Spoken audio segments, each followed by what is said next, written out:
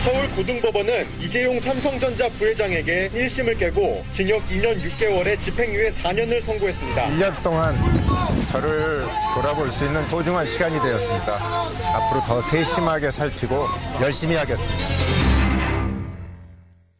박근혜 전 대통령과의 영차 독대는 없었다. K스포츠 미르재단과 동계스포츠 영재센터에 대한 출연금은 뇌물 아니었다. 승마 지원을 위해서 독일 계좌로 돈 예치한 것, 그거 국외재산 도피로 볼 수 없다. 오로지 뇌물이라면 정유라 씨한테 간 그 승마 지원금뿐인데 그것조차도 어쩔 수 없이 겁박에 의해서 건넨 요구형 뇌물일 뿐이다. 이것이 어제 이재용 부회장에 대한 2심 재판부의 판결입니다. 그러니까 뇌물이 없었던 건 아니다. 뇌물이 있긴 있었지만 1심 판단만큼 그렇게 많지 않았고 그나마 간 뇌물도 어쩔 수 없이 건넨 요구형, 겁박형 뇌물이라는 얘기입니다. 그러다 보니까 집행유예 4년이 나온 거고요. 석방될 수 있었던 거죠. 자, 여러분은 어떻게 생각하십니까? 이분은 어떻게 보실까요? 삼성 문제를 오랫동안 추적해온 분이죠. 더불어민주당 박영선 의원 연결해보겠습니다. 박 의원님, 안녕하세요. 네, 안녕하십니까. 네. 어제 2심 판결 어떻게 보셨습니까? 저는 집행유예를 위한 이게 짜맞춘 판결이다라고 보고 있습니다. 집행유예 석방시켜주기 위해 모든 것을 짜맞췄다.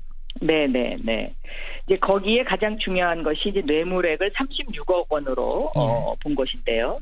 1심에서는 이제 89억 원이었었죠. 예. 그런데 여기서 왜 36억 원으로 본 것이 중요하냐면 50억 원이 넘어가면 집행유예를 할 수가 없게 되어 있습니다. 그렇죠. 그런데 50억 원 미만이면 3년 이하의 징역 또는 집행유예가 이제 가능하게 이제 이렇게 되어 있지 않습니까? 예. 그래서 이 재판의 전체적인 구성을 보면 뇌물 액수를 50억 원 밑으로 일단 낮춰서 집행유예를 해주기 위해서 여러 가지를 짜맞췄다. 이제 이렇게 보여지는데요. 짜맞추기 재판이었다. 네네. 그 가운데에서도 이제 제가 가장 그 반론을 제기하고 싶은 부분이 이런 부분입니다. 그러니까 재판부가 말과 차량을 공짜로 탄 것을 뇌물로 보면서도 구체적인 금액은 산정이 되지 않는다. 이렇게 해서 뇌물 액수를 50억 원 미만으로 낮췄거든요. 그런데 우리가 일반적인 상식으로 봤을 때 내가 말이 타고 싶어서 말을 빌리거나 차량이 타고 싶어서 차량을 빌리면 그것을 어떤 구체적인 금액으로 산정할 수 없다. 저는 이것은 상식적으로는 좀 동의하기가 힘든 부분이다. 그냥 우리 차 빌리게 되면 차 종이라든지 뭐 이런 거에 따라서 렌트비 나오잖아요. 쉽게 말하면. 그렇습니다. 네네. 그렇죠. 근데 이걸 산정할 수 없다라고 본 겁니까? 어제 재판부는? 그렇습니다. 그래서 그러니까 이 뇌물 액수를 낮추기 위한 여러 가지 노력을 했다라고 이제 저는 이제 보고 있는 거죠.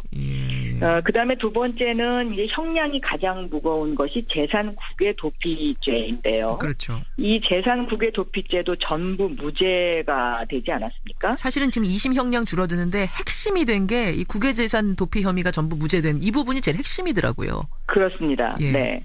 그래서 이것을 무죄로 만든 여러 가지 그 논리들이 국민들이 이것을 받아들이기가 저는 쉽지 않아 보입니다.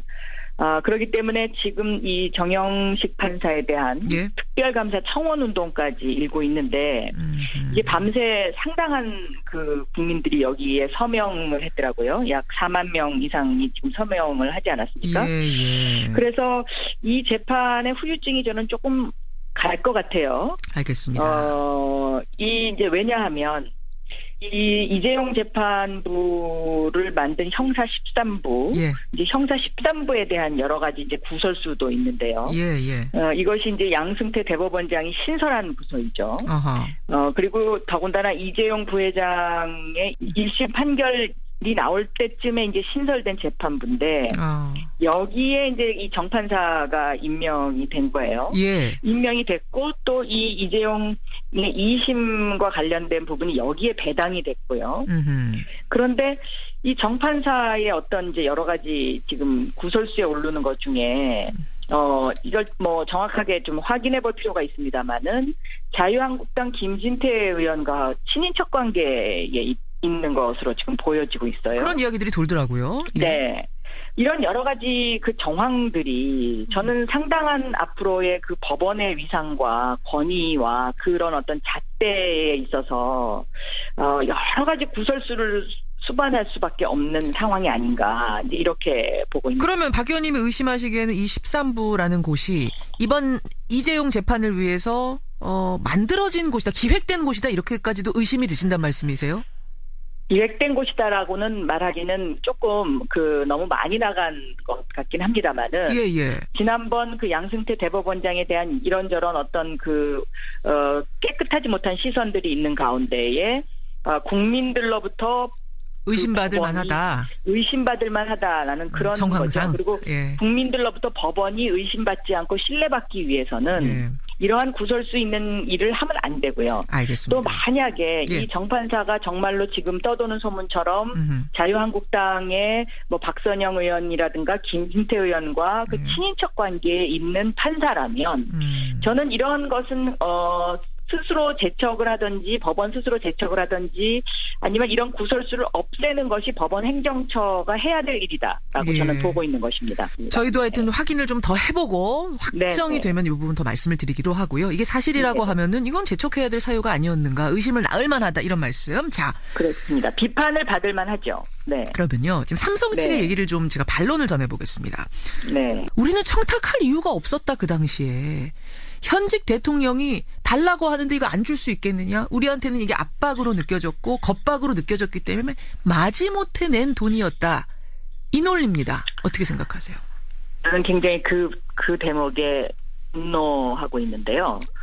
1995년도, 그러니까 그 당시부터 이건희 회장의 재산 승계와 관련된 이재용 부회장과 관련된 재판이 지금까지 약 20여 년간 계속되고 있지 않았습니까? 그렇죠. 예. 그런데 그것의 핵심은 예. 어떻게 해서든지 법망을 피해서 세금을 덜 내고 재산을 승계하는 것인데 결국은 궁극적으로 삼성이 국민의 노후 자금인 국민연금까지 동원을 해서 삼성물산과 제일모직의 합병과 관련된 이런 부분까지 손을 댔다는 것이거든요. 예. 그런데 이 부분은 이미 국민연금과 관련된 그 부분에 관련된 사람들이 이미 지금 구속되어 있는데요. 예. 그 구속되어 있는데 그 부분 자체를 지금 재판부가 부정하는 것이거든요. 그러니까 이것도 또한 재판상에 상당한 모순이 있는 것입니다. 예. 네. 은밀한 그 검문 정치권과의 그런 권력 유착이 없었다면 그분들은 왜 구속을 했습니까? 그러니까 상속이라는 청탁이 깔려있지 않았다면 문영표, 홍완선 이런 사람들은 그럼 왜 구속된 거냐? 이거는 설명이 안 된다는 말씀이시네요. 그렇죠. 문영표, 홍완선 이분들은 그럼 왜 구속이 돼서 그렇게 잘못했다고 하면서 이것은 삼성이 부탁한 것이 아니다? 그러면 삼성이 부탁하지 않고 그러면 박근혜 대통령이 알아서 해줬다라는 소리밖에 되지 않는다. 지금까지의 그 법원들이 쭉 그 정경유착과 관련된 부분에 대해서 늘 갈짓자 행보를 해왔다라고 보는 것이고요. 정말 유전무죄의 어떤 그런 그 좌절감 이런 것들을 국민한테 줬기 때문에 저는 이번만큼은 제가 좀 비판하고 싶습니다. 예. 또 한 가지는 그 국외 재산 도피 혐의 그 부분 말입니다. 형량 낮추는데 결정적인 역할을 한 국외 재산 도피 한 적 없다 이 부분. 지금 SNS상에서 어떤 얘기가 도냐면요. 국외 재산 도피를 한 거 아니다. 단지 장소가 국외였을 뿐이다. 이건 마치 음주운전 의사는 없었다. 단지 술 마시고 운전했을 뿐이다와 같은 거다. 이런 조롱들이 막 돌고 있더라고요. 네. 근데 실제로 삼성에서는 뭐라고 얘기를 하냐면 국외 재산 도피는 개인적인 유용일 경우에 성립하는데 승마 지원하려고 돈 예치한 게 어떻게 재산 도피가 되느냐. 이 논리였고 이걸 2심 재판부가 받아들인 겁니다. 어떻게 생각하세요? 저는 이 재산 국외 도피라는 것이요. 국내에서 투자되거나 분배되고 또 소비되어야 할 재산이 법망을 피해서 해외로 유출된 사건을 다루는 것이거든요. 삼성이 송금을 했고요. 그 송금한 돈이 최순실 씨의 딸 정유라의 말과 관련된 부분 그리고 그분들이 독일에서 그 생활하는 데 쓰였다는 것은 너무 명명백백한 것이기 때문에 그런 부분에 이번 재판부의 해석도 저는 말장난에 불과하다 이렇게 생각하고 있습니다. 자, 이렇게 되면 어쨌든 지금 2심 재판부가 이건 정경유착가 아니다. 요구에 의한 뇌물이었을 뿐이다. 겁박에 의한 뇌물이었을 뿐이다. 이렇게 판단하면서 이재용 부회장은 석방이 됐습니다. 형이 아주 낮아졌습니다. 도대체 이건 최순실 박근혜 두 사람 국정농단 재판엔 어떤 영향을 미칠까? 이 부분이 또 중요한 부분인 것 같은데요. 어떻게 보세요?